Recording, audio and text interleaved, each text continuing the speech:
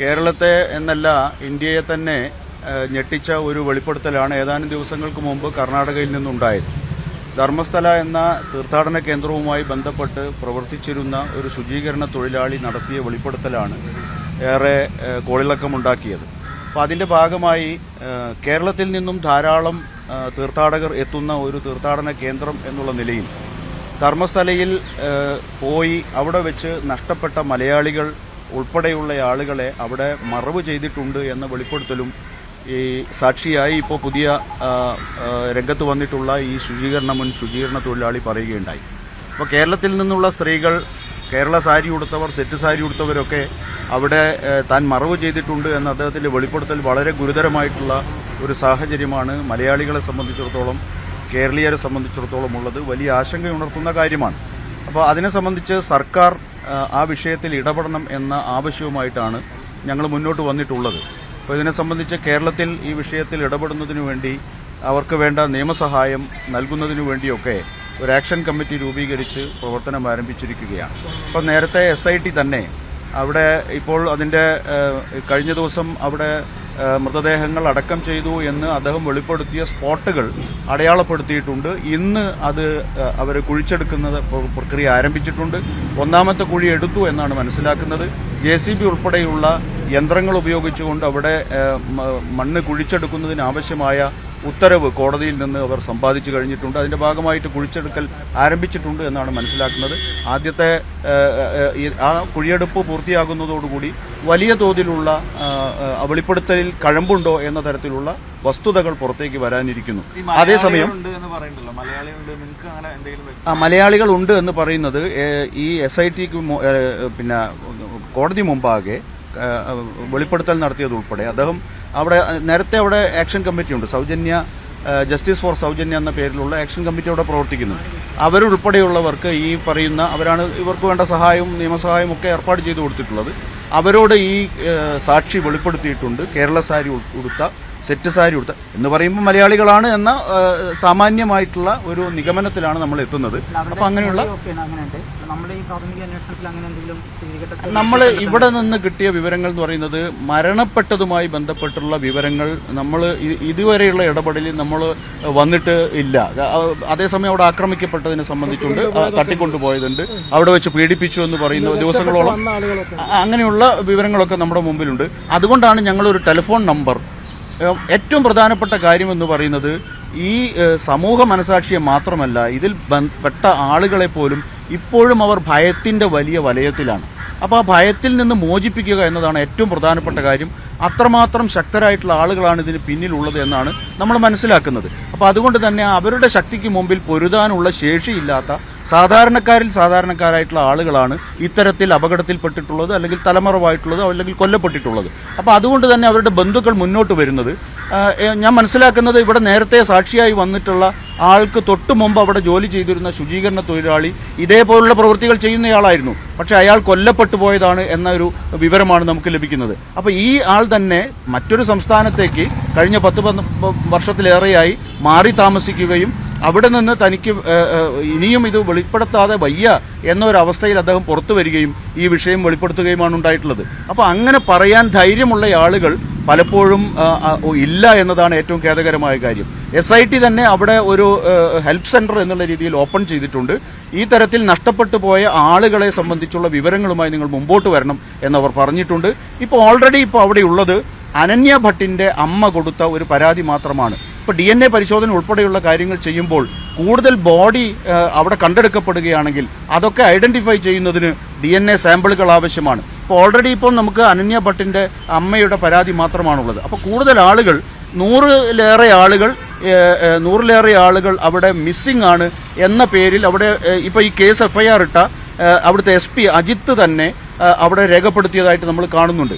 100ലേറെ അവിടെ missing case അവിടെ ഉണ്ട്, പോലീസ് സ്റ്റേഷനുകളിൽ രേഖപ്പെടുത്തിയതുണ്ട്. ബൈത്തങ്ങടി പോലീസ് സ്റ്റേഷനിലാണെങ്കിലും ധർമ്മസ്ഥലയിലാണെങ്കിലും രേഖപ്പെടുത്തിയതായിട്ട് കാണുന്നു. അപ്പോൾ അവരൊക്കെ രംഗത്ത് വരേണ്ടതുണ്ട്, അവർ മുന്നോട്ട് വരേണ്ടതുണ്ട്. അപ്പോൾ അങ്ങനെ ഒരു ഹെൽപ്പ് സെന്റർ അവിടെ SIT തന്നെ ആരംഭിച്ചിട്ടുണ്ട്.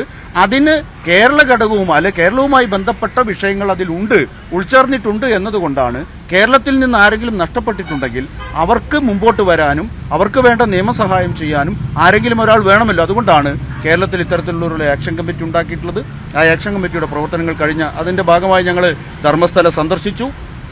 ജസ്റ്റിസ് ഫോർ സൗജന്യ ആക്ഷൻ കമ്മിറ്റിയുടെ ഭാരവാഹികളുമായി സംസാരിച്ചു. അവിടെ ബന്ധപ്പെട്ട ആളുകളുമായി സംസാരിച്ചു. അപ്പോഴാണ് അനീഷ് എന്ന് പറയുന്ന ഒരാൾ തന്റെ പിതാവ് അവിടെ ആക്രമിക്കപ്പെട്ടുവെന്നും പിറകിൽ നിന്ന് വാഹനമിടിച്ച് മരണപ്പെട്ടതായിട്ടാണ് കേസെങ്കിലും ഹിറ്റ് ആൻഡ് റൺ എന്നുള്ള രീതിയിൽ ആ കേസ് റൈറ്റ് ഓഫ് ചെയ്തതാണ്. പക്ഷേ അത് ഈ തരത്തിൽ കൊല ചെയ്യപ്പെട്ടതാണോ എന്ന് ഞാൻ സംശയിക്കുന്നു എന്ന വിഷയം പറഞ്ഞുകൊണ്ട് ഞങ്ങളോട് മുന്നോട്ട് വരുന്നത്.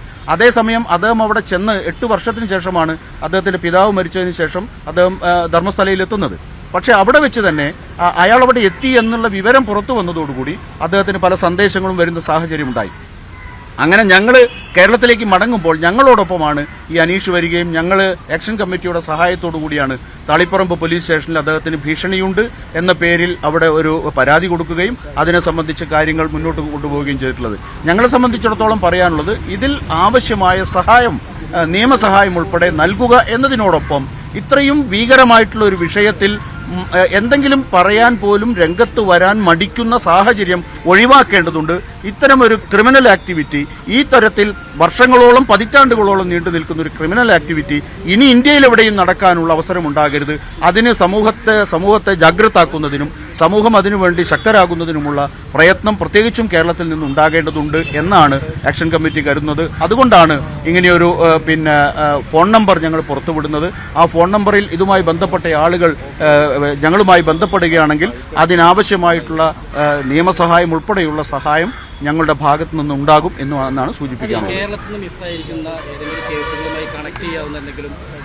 ഇതിലെ ഞങ്ങള് കഴിഞ്ഞ ആഴ്ച നമുക്കൊരു സഹോദരി ഞങ്ങളെ ഫോൺ ചെയ്ത് പറഞ്ഞിട്ട് ഞങ്ങൾ കണ്ണൂരിൽ പോയിരുന്നു.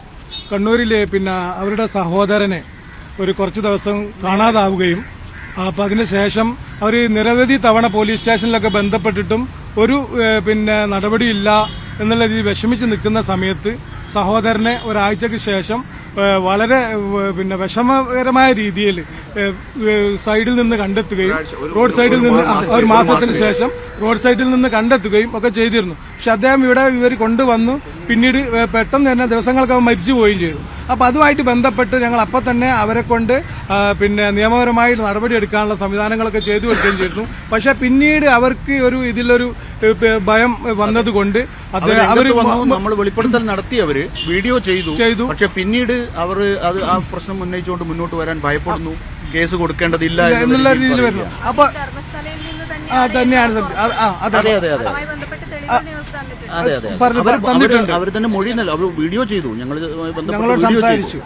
പിന്നെ അതേപോലെ തന്നെ താമരശ്ശേരിയിൽ നിന്ന് ഒരാള് ജോലി സംബന്ധമായിട്ട് ഈ സ്ഥലത്ത് പോയപ്പോൾ അയാളെ കാണാതാവുകയും ബന്ധുക്കള് അതുമായിട്ട് ഇടപെട്ട് പോലീസുമായിട്ട് ഇടപെട്ട് എന്നിട്ട് അയാൾ ദിവസങ്ങളോളം കാട്ടിൽ ഒളിച്ച് താമസിച്ച് രക്ഷപ്പെട്ട് വരികയും ചെയ്തൊരു സംഭവം കൂടിയുണ്ട്. അപ്പൊ അതിൽ നിർമ്മല എന്ന് പറയുന്ന ലേഡി നടത്തിയ വെളിപ്പെടുത്തലിലെ ഏറ്റവും ഗുരുതരമായ കാര്യം എന്താണെന്ന് വെച്ചാൽ മഹാരാഷ്ട്രയിൽ നിന്നുള്ള ഒരു തീർത്ഥാടനത്തിന് വേണ്ടിയാണ് ധർമ്മസ്ഥലയിലേക്ക് അവരുടെ സഹോദരൻ വരുന്നത്. അവിടെ അദ്ദേഹം മിസ്സിംഗ് ആവുന്നു. ഇവർ അന്വേഷിച്ചു പോയപ്പോൾ ബോംബെ പോലീസിന്റെ സഹായത്തോടു കൂടി നടത്തിയ അന്വേഷണത്തിന്റെ ഭാഗമായി കർണാടക പോലീസിന്റെ ബന്ധപ്പെടുത്താതെ നടത്തിയ അന്വേഷണത്തിന്റെ ഭാഗമായി ഈ പറയുന്ന കക്ഷികളെ പിടിക്കുന്നു, ഐഫോൺ ഉൾപ്പെടെ പിടിക്കുന്നു. എന്നിട്ട് അവരെ കൂട്ടി പോകുമ്പോൾ കാട്ടിനുള്ളിൽ ചെന്നിട്ട് അവർ 3 മൃതദേഹങ്ങൾ കാണിച്ചു കൊടുക്കുകയാണ്. ഒന്ന് തൂക്കിയിട്ട നിലയിൽ, ഒന്ന് മണ്ണിൽ കിടത്തിയിട്ട നിലയിൽ, മറ്റൊന്ന് ഒഴുകുന്ന അരുവിക്ക് സമീപം അഴുകിയ നിലയിൽ 3 മൃതശരീരങ്ങൾ. നിങ്ങൾ ഇതിലേതാണ് എന്ന് നോക്കൂ എന്ന് പറഞ്ഞുകൊണ്ട് അവസാനം ഒന്നും മനസ്സിലാവുന്നില്ല, കാരണം അഴുകി ആ രീതിയിലായിട്ടുണ്ട്. അതിൽ നിന്നൊരു സാമ്പിൾ എടുത്തുകൊണ്ട് DNA പരിശോധനയ്ക്ക് ഈ കുടുംബം അയക്കുന്ന സാഹചര്യം പോലും ഉണ്ടായി.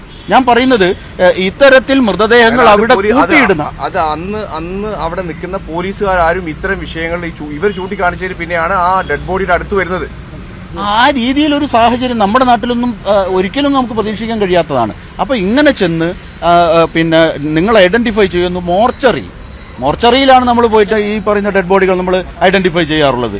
പക്ഷേ പബ്ലിക് പ്ലേസിൽ ഈ പറയുന്ന തരത്തിലുള്ള കർണാടക ഗവൺമെന്റിന്റെ കീഴിലുള്ള കാട്ടിൽ ഈ മൃതദേഹങ്ങൾ ഇവർ സൂക്ഷിച്ചു വെച്ചിരിക്കുന്നു എന്നുള്ള തരത്തിലൊക്കെ അവർ വെളിപ്പെടുത്തൽ നടത്തിയിട്ടുണ്ട്. പക്ഷേ അവർക്ക് പോലും ഇപ്പോൾ ഒരു കേസ് ഫയൽ ചെയ്യുന്നതിന് ധൈര്യം പോരാ എന്നുള്ളതാണ്. അനന്യ ഭട്ടിന്റെ അമ്മ ഉൾപ്പെടെ അതിന്റെ ഒരു ഗ്രാവിറ്റി മനസ്സിലാക്കണം. ഈ ഒരു വിഷയത്തിന്റെ ഗ്രാവിറ്റി മനസ്സിലാക്കുമ്പോഴാണ് അനന്യ ഭട്ട് എന്ന് പറയുന്നവർ ഒരു സാധാരണ സ്ത്രീയല്ല. CBIയിൽ ഒരു മിനിസ്റ്റീരിയൽ സ്റ്റാഫായി കൽക്കത്തയിൽ ജോലി ചെയ്തിരുന്നവരാണ്. അവർക്ക് പോലും ഈ നടപടിക്ക് മുന്നോട്ട് വരാൻ എനിക്ക് അവരുടെ ഭൗതിക ശരീരത്തിന്റെ അവശിഷ്ടം കിട്ടിയാൽ മതി, എനിക്ക് ഫൈനൽ റൈറ്റ്സ് ചെയ്യുന്നതിന് വേണ്ടി മാത്രമാണ്, എനിക്ക് വേറെ പരാതികളില്ല എന്ന് അനന്യ ഭട്ടിന്റെ അമ്മ പോലും പറയുന്ന സ്ഥിതിയിലേക്കാണ് അവിടെ ഗൗരവതരമായിട്ടുള്ള കാര്യങ്ങളുള്ളത്. ഞാൻ പറയുന്നത് ഭീതിയാണ് അവിടെ ചുറ്റും നിഴലിക്കുന്നത്, ഭീതിയാണ് നിറഞ്ഞു നിൽക്കുന്നത്. ആ ഭീതി അകറ്റുക എന്നതാണ് ഒരു പൗരസമൂഹത്തിന് ചെയ്യാനുള്ളത്. അതിനുവേണ്ട സഹായം ചെയ്യുക, പ്രത്യേകിച്ചും കേരളത്തിൽ നിന്നുള്ള വിഷയത്തിന് സഹായം ചെയ്യുക എന്നതാണ് ആക്ഷൻ കമ്മിറ്റിയുടെ ഉത്തരവാദിത്വം.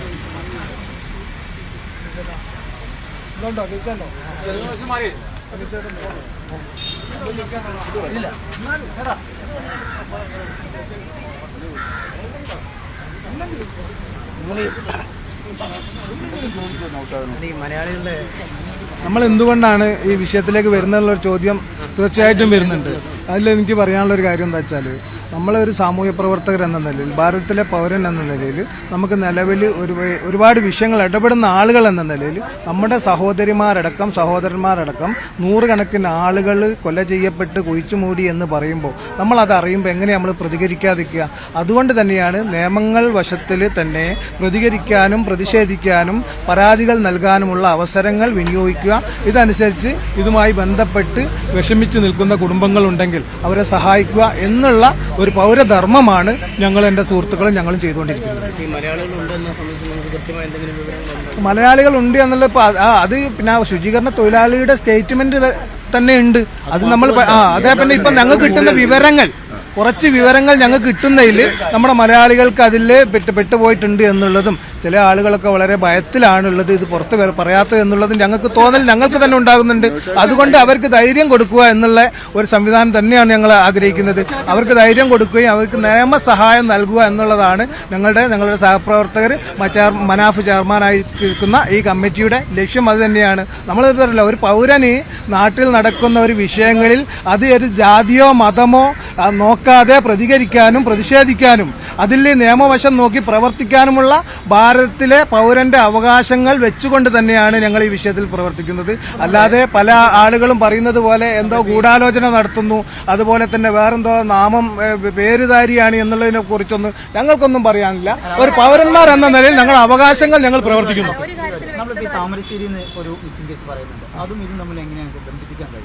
ഞങ്ങൾ ബന്ധിപ്പിക്കുന്നില്ല. ഞങ്ങളോട് പറഞ്ഞ കാര്യങ്ങൾ ഞങ്ങൾ അത് പഠിച്ചുകൊണ്ടിരിക്കുകയാണ്. ഞങ്ങളുടെ വക്കീലൊക്കെ ആയിട്ട് സംസാരിച്ച് ഞങ്ങൾക്ക് അവർക്ക് ഏത് രീതിയിലാണോ നിയമസഹായം നൽകാൻ സാധിക്കുക എന്നുള്ളത് കൃത്യമായി പഠിച്ചിട്ട് തന്നെയാണ് ഞങ്ങൾ ചെയ്യുക. അത് പിന്നെ ഒരു 3-4 വർഷത്തിന്റെ ഒരു ഗ്യാപ്പാണ് നമ്മളോട് പറഞ്ഞിട്ടുള്ളത്. അപ്പൊ ഞങ്ങൾക്കത് ആ വസ്തുതകൾ പരിശോധിക്കേണ്ടതുണ്ട്. കാരണം നമുക്ക് ഒരുപാട് കോളുകളൊക്കെ എങ്ങനെയൊക്കെ വരും, പല രീതിയിലും അവർ പരാതി കൊടുത്തതാണ്. അതിന്റെ അത് പിന്നെ ആ ഏരിയയിലുള്ള പിന്നെന്താ ധർമ്മസ്ഥലത്തുള്ള സ്റ്റേഷനിൽ കൊടുത്തിലും അവരും കൊടുത്തിരുന്നു എന്ന് പറഞ്ഞിട്ടുണ്ട്. അപ്പൊ അവര് പിന്നെ നിലവിൽ അവരൊരു ചികിത്സയുടെ എന്തോ ഭാഗമായിട്ട് ഇപ്പൊ നാട്ടിലില്ല. അപ്പൊ അവരുമായിട്ട് അടുത്ത കേന്ദ്രങ്ങളാണ് എന്നോട് സംസാരിച്ചത്. നാളെ ഞങ്ങൾ അവർ കാണുന്നുണ്ട്. തീർച്ചയായിട്ടും അവർക്ക് പറയാനുള്ളത് പൊതുജന മധ്യത്തിൽ പറയാനുള്ള സാഹചര്യം ഞങ്ങൾ ഉണ്ടാക്കും. ഈ മറ്റൊരു സംസ്ഥാനത്ത് നടന്നൊരു കാര്യമാണ്, SITക്ക് അപ്പുറത്തേക്ക് മാധ്യമങ്ങളോട് പോലും വാർത്തകൾ റിപ്പോർട്ട് ചെയ്യരുത് എന്നുള്ള കർശന നിർദ്ദേശമുണ്ട്. അപ്പോൾ ഈ കേരളത്തിൽ നിന്നുകൊണ്ട് ഇങ്ങനെ ഒരു പ്രത്യേക സമിതി രൂപീകരിച്ചുകൊണ്ട് എത്രത്തോളം ആധികാരികമായിട്ട് പരാതികളിൽ ഇടപെടാൻ പറ്റും? പരാതികൾ ഇടപെടാന്ന് പറഞ്ഞാൽ നമ്മളൊരു ഭാരതത്തിന്റെ ഭരണഘടനയും ഭാരതത്തിലെ പൗരനുള്ള ഒരു അവകാശവും സംരക്ഷിക്കപ്പെടണ്ടേ? നമുക്ക് പിന്നെ ഈ കോഴിക്കോടുള്ള എനിക്ക് കർണാടകയിലുള്ള ഒരു വിഷയത്തിനെ പറ്റി പറഞ്ഞുകൂടാ, പരാതി കൊടുത്തുകൂടാ എന്നുണ്ടോ? അങ്ങനെ ഒരു നിയമം നിലവിലില്ലല്ലോ. അതുകൊണ്ട് തന്നെ ഒരു പോയിന്റ് പറയാനുള്ളത്, ഗാഗ് ഓർഡർ എന്ന് പറയാവുന്ന മാധ്യമ വിലക്ക് എന്ന് പറയുന്ന ഒരു സംഭവം കർണാടകയിൽ പരാതി സമർപ്പിക്കുകയും ഏതാണ്ട് 12,000-ലധികം URL-കളടക്കം കണ്ടന്റുകൾ നീക്കം ചെയ്യുന്നതിനുള്ള ഉത്തരവ് കോടതിയുടെ ഭാഗമായിട്ട് വരികയുണ്ടായി. മാധ്യമ വിലക്കാണ്. കർണാടകയിലെ മാധ്യമങ്ങൾ ഈ വിഷയം തമസ്കരിക്കുകയാണ്. ഒരു വാർത്തയും പുറത്തു വരുന്നില്ല. ഏതാണ്ട് 380 അല്ല നമുക്ക് ആ വിലക്കിനെതിരായി സുപ്രീം കോടതിയിൽ പോവുകയും സുപ്രീം കോടതി അത് ഹൈക്കോടതിയിൽ പരിഗണനയ്ക്ക് വിടാൻ പറയുകയും ആ ഹൈക്കോടതിയിൽ ഇത് സംബന്ധിച്ച് കർണാടകയിലെ 1000-ലധികം അഭിഭാഷകർ ഒപ്പിട്ടൊരു കേവിയറ്റ് ഫയൽ ചെയ്തിട്ടുണ്ട്. അത് സംബന്ധിച്ച് തീരുമാനം വരാൻ നിൽക്കുന്നു.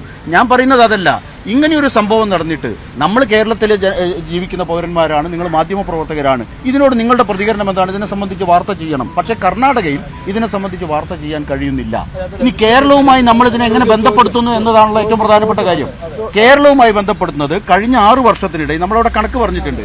കഴിഞ്ഞ 6 വർഷത്തിനിടയിൽ 2016 ശേഷമുള്ള 6 വർഷത്തിനിടയിൽ സ്ത്രീകൾ മാത്രം നഷ്ടപ്പെട്ടത്, ഇവിടെ നിന്ന് നഷ്ടപ്പെട്ടത് 43,272 ആണ്. അതിൽ 7% പേര് ഇനിയും കണ്ടെത്തിയിട്ടില്ല. അതിൽ തന്നെ 300 ചില്ലുവാനും വരുന്ന പെൺകുട്ടികളാണ്, പ്രായപൂർത്തിയാകാത്ത പെൺകുട്ടികളാണ് നഷ്ടപ്പെട്ടുള്ളത്. ഏതാണ്ട് 4000-ഓളം വരുന്ന സ്ത്രീകൾ, ഫീമെയിൽ, ഈ കേരളത്തിൽ നിന്ന് നഷ്ടപ്പെട്ടു പോയിട്ട് തിരിച്ചു കെടുക്കാൻ കഴിഞ്ഞിട്ടില്ല, രക്ഷിതാക്കൾക്ക് കൊടുക്കാൻ കഴിഞ്ഞിട്ടില്ല, നിയമത്തിന്റെ മുമ്പിൽ നിർത്താൻ കഴിഞ്ഞിട്ടില്ല. അങ്ങനെ വരുമ്പോൾ പ്രത്യേകിച്ച് മലബാറിൽ നിന്ന് ഏറ്റവും കൂടുതൽ തീർത്ഥാടകർ കടന്നു ചെല്ലുന്ന ഒരു സ്ഥലമാണ് ധർമ്മസ്ഥല. അവിടേക്ക് പോയിരിക്കാൻ ഇടയുണ്ട് എന്ന് സങ്കല്പിക്കുന്ന, അല്ലെങ്കിൽ അങ്ങനെ ചിന്തിക്കുന്ന, ആശങ്കപ്പെടുന്നവരെ സംബന്ധിച്ചിടത്തോളം ഇതിൽ പെട്ടിട്ടുണ്ടാകാൻ ഇടയുണ്ട് എന്ന് ഊഹിക്കാനേ പറ്റൂ. അതല്ലാതെ നമ്മുടെ മുമ്പിൽ ഇവിടെ നിന്ന് പോയിട്ടുണ്ട് എന്നുള്ള തെളിവ് നമ്മുടെ മുമ്പിൽ ഇപ്പോഴില്ല. അതിന് രംഗത്ത് വരണം. ആ ഊഹം വെച്ചുകൊണ്ട് നമ്മൾ എങ്ങനെയാണ് SITക്ക് മുൻപിലേക്ക് ഒരു പരാതിയുമായി പോകുക? അതാണ് ചോദ്യം. പരാതി ഓൾറെഡി മിസ്സിംഗ് ആണല്ലോ. ഇപ്പം ജസ്ന, കേരളത്തിൽ നിന്ന് നഷ്ടപ്പെട്ട ജസ്ന എവിടെയാ അവസാനത്തെ ഇൻഫർമേഷൻ നമുക്കുള്ളത്? ബംഗളൂരുവിൽ പിന്നെ അവസാനിച്ചു എന്നാണ്. അവിടുന്ന് അങ്ങോട്ട് ഇൻഫർമേഷൻ ഇല്ല. ഞാൻ പറഞ്ഞത് അതിനുശേഷം ഉണ്ടെങ്കിൽ, ഇൻഫർമേഷൻ ഉണ്ടായിരുന്നെങ്കിൽ നേരത്തെ തന്നെ കേസ് മൂവ് ചെയ്യുമായിരുന്നു. പക്ഷേ ജസ്നയെ പോലുള്ള വിഷയം കേരളത്തിൽ അത്രമാത്രം ചർച്ച ചെയ്തിട്ടും നമുക്കതിന്റെ തുമ്പ് കണ്ടെത്താൻ കഴിഞ്ഞിട്ടില്ല. അതുപോലെ നഷ്ടപ്പെട്ടു പോയവർ എവിടേക്കാണ് പോയത് എന്ന് ഉറപ്പുണ്ടെങ്കിൽ നമ്മൾ അവിടെ പോയി അന്വേഷിക്കല്ലോ.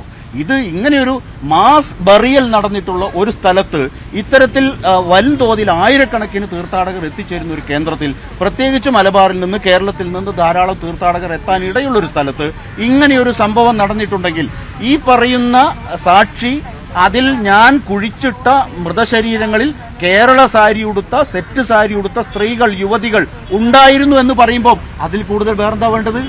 അതിലപ്പുറം എന്താണ് SIT പിന്നെ അന്വേഷിക്കുന്നത്? അത് തന്നെയാണ് SIT അന്വേഷിക്കുന്നത്. അപ്പൊ അതിൽ സഹായിക്കുക എന്ന് പറയുന്നത്, കേരളത്തിൽ നിന്ന് പോയ ആളുകൾ ആരെങ്കിലും ഇതുവരെ മുന്നോട്ട് വരാത്തവരുണ്ടെങ്കിൽ അവർ മുന്നോട്ട് വരണം, നിർഭയമായി മുന്നോട്ട് വരണം.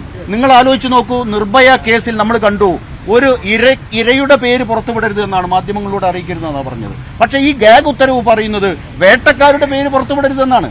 അത് ചെറിയ കാര്യമല്ല.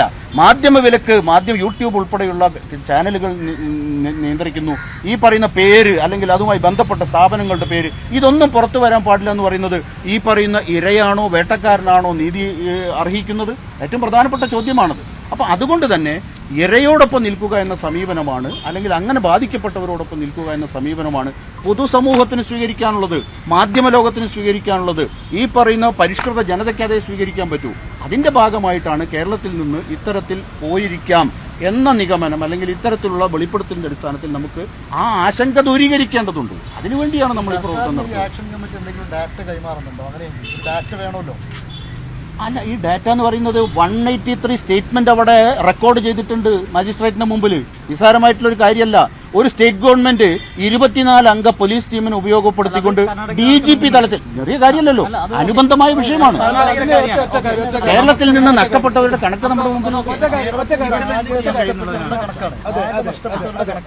കേരളത്തിലെ പോലീസ് സ്റ്റേഷനുകളിൽ നിന്ന്, അതായത് കർണാടക വരെ എത്തി നിൽക്കുന്ന എത്ര കേസുകളുണ്ട്? ഇങ്ങനെ ഒരു പഠനത്തിന്റെ ആവശ്യമാണ്. അല്ലാതെ മൊത്തം കേസുകൾ ഇതാണെന്ന് പറയുമ്പോൾ അത് നന്നായി ഒരു ഭയം ഉണ്ടാക്കുന്ന പരിപാടിയല്ലേ? കാരണം ധർമ്മസ്ഥല എന്ന് പറഞ്ഞാൽ അത്രയും സെൻസിറ്റീവ് ആയ സ്ഥലമാണ്. ഓൾറെഡി ഇതിൽ ഭയം ഉണ്ടല്ലോ. നമ്മളൊരു ആധികാരികതയില്ലാതെ പറയുമ്പോൾ അതിനകത്തൊരു പ്രശ്നമുണ്ട്. ഓക്കെ, ഇത് ഈ മാസങ്ങളായിട്ട് ഞങ്ങളാരും പറഞ്ഞ് ഭയം ഉണ്ടാക്കിയതല്ല. നിലവിൽ ഈ കേരളീയർ, അല്ലെങ്കിൽ നമ്മുടെ ഇവിടെയുള്ള സഹോദരിമാരെ സംബന്ധിച്ച് ഒരു ആശങ്കയും പ്രശ്നവും വന്ന സമയത്ത് ബഹുമാനപ്പെട്ട സംസ്ഥാന മനുഷ്യാവകാശ കമ്മീഷനിൽ ഇത്തരം കുട്ടികളെ കാണാതായതും കണക്കും കാര്യങ്ങളും ഒക്കെ വെച്ചിട്ട് കേരളത്തിൻ്റെ പോലീസ് മേധാവിയോട് ഇതുമായിട്ട് ബന്ധപ്പെട്ട് അന്വേഷണം നടത്തണം എന്ന് ആവശ്യപ്പെട്ടുകൊണ്ട് ആണ്, അതിനുശേഷമാണ് ഞങ്ങളെല്ലാവരും ധർമ്മസ്ഥലയിൽ സന്ദർശനം നടത്തിയത്. നമുക്ക് ചെയ്യാൻ പറ്റുന്ന കാര്യങ്ങൾ അതാണ്, നമ്മളത് ചെയ്തിട്ടുണ്ട്. തീർച്ചയായിട്ടും പോലീസിന് മനുഷ്യാവകാശ കമ്മീഷൻ നിർദ്ദേശം നൽകുമെന്നാണ് ഞങ്ങൾ വിചാരിക്കുന്നത്. കാരണം ഇത് പഠിക്കേണ്ടതുണ്ട്. പരാതി സമർപ്പിച്ചിട്ടുണ്ട്, കമ്മീഷനിൽ പരാതി സമർപ്പിച്ചിട്ടുണ്ട്. കാരണം എന്താ വെച്ചിട്ടുണ്ടെങ്കിൽ നമ്മളൊരു ഇൻസിഡന്റ് അറിയുന്ന സമയത്ത് ഇതിന് ഉത്തരവാദിത്തപ്പെട്ട സർക്കാർ ഏജൻസികൾ പരിശോധിക്കുകയും നടപടി എടുക്കേണ്ടതുണ്ട് എന്നുള്ള പൗരബോധത്തിന്റെ അടിസ്ഥാനത്തിൽ അത് ചെയ്തിട്ടാണ് ഞങ്ങൾ പോയത്. തുടർ നീക്കങ്ങൾ ഞാൻ പറഞ്ഞിട്ടുണ്ട്. തുടർ നീക്കങ്ങൾ ഒരു മീറ്റിംഗ് കൂടിയിട്ടാണ് നമ്മൾ ബാക്കിയുള്ള കാര്യങ്ങൾ തീരുമാനിക്കുക. അതാണ് നമുക്ക് ആ വിഷയത്തിൽ പറയാനുള്ളത്. നിയമസഹായം നൽകുന്ന ഉൾപ്പെടെ പറയുന്നുണ്ട്. ആരൊക്കെയാണ് നിങ്ങളുടെ ഈ സംഘത്തിലുള്ളത്? ഈ അഭിഭാഷകർ ഉൾപ്പെടെയുള്ള ആളുകളുണ്ട്? ഉണ്ട്. ഉണ്ട് ഉണ്ട്. ഈ അഭിഭാഷകർ പേരൊന്ന് ആരാണ്, പറയാമോ ആരൊക്കെയാണ്? അത് പിന്നെ പറയുന്നതിന് പ്രശ്നമില്ല. ഞങ്ങൾ പിന്നെ അഡ്വക്കേറ്റ് റഫീഖ് ഉണ്ട്, പിന്നെ ഷമീം പക്സാൻ ഉണ്ട്. അങ്ങനെ ഇത്തരത്തിലുള്ള ഉത്തരവാദിത്തപ്പെട്ട ആളുകളൊക്കെ നമ്മൾ സംസാരിക്കുകയും നമ്മൾ അവരോട് നിയമോപദേശം ചെയ്യുന്നുണ്ട്. പറഞ്ഞിട്ടുണ്ട്.